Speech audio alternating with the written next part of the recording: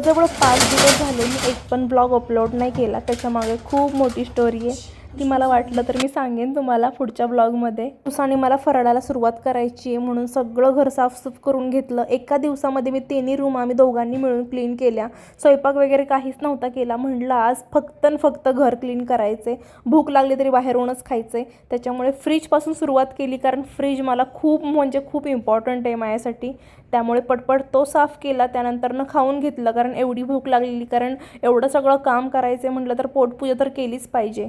सकाळपासून नाश्ता वगैरे काहीच नव्हता केला, त्यामुळे एवढी भूक लागलेली. खाऊन घेतलं आणि त्यानंतर बाहेर वगैरे गेलो, कारण दिवाळी आली आणि थोड्या गोष्टी असतात छोट्या त्या सगळ्या मला कव्हर करायच्या होत्या. त्यामुळे बाहेरून थोडीफार शॉपिंग केली. त्यानंतर किराणा भरायचा होता मला थोडासा, आठवड्याचा फक्त.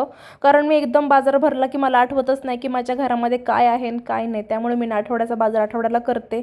तो बाजार सगळा घेतल्यानंतर मला सगळा भाजीपाला घ्यायचा होता आठवड्याचा, कारण रोजच्या रोज मला भाजीपाला आणता येत नाही. तो पण भाजीपाला घेतला मी. स्टार बाजारमध्ये काय एवढं अवेलेबल नव्हतं. कदाचित दिवाळीमुळे तिथला सगळा माल संपला होता आणि मी खूप लेट गेले होते. म्हणून म्हटलं चला आता इथून पण जेवढं मिळेल तेवढंच मटेरियल घेऊ. डीमार्टला जायला काही मला वेळ नव्हता. आणि दिवसापूर्वी मला खरं तर हा व्हिडिओ अपलोड करायचा होता, पण मला वेळच नव्हता, कारण माझ्या मागं खूप एवढी सगळी कामं होती. त्याच्यामुळे म्हटलं चला आज अपलोड करून. चलो बाय.